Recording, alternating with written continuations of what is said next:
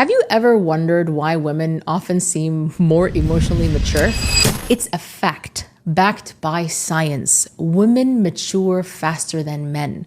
Brain development studies show that areas responsible for empathy, decision-making, and emotional regulation develop earlier in women. Meanwhile, men might focus more on exploring and figure things out at their own pace. This gap often leads to misunderstandings in relationships or even workplaces. But maturity isn't something to divide us. It's an opportunity to learn from each other. Women's awareness can guide and inspire, while men's unique strengths can create balance. So instead of clashing over these differences, let's focus on how we can grow together. Cold water feels warm when your hands are freezing. Sometimes we stay in toxic environments or relationships because they feel better than nothing at all, because we're afraid of what life might feel like without them. But what we often miss is that we're simply adjusting to discomfort, not thriving.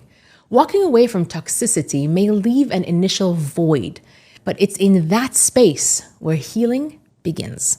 It's where you learn to rebuild your confidence, rediscover your worth, and create room for people and places that genuinely uplift you. True warmth doesn't come from enduring the cold. It comes from walking towards the sun. Don't be shy to ask Allah subhanahu wa ta'ala for big blessings. Allah's mercy and power have no limits. So why limit our prayers? Allah Ta'ala tells us in the Quran, إِنَّمَا أَمْرُهُ إِذْ أَرَادَ شَيْئًا أَنْ يَقُولَ لَهُ كُنْ فَيَكُونَ. If Allah wills something, He simply says, be, and it is. So don't hesitate in your du'as. Pray for Jannat al-Firdaus, the highest level of paradise. Pray for millions, for ease, for success.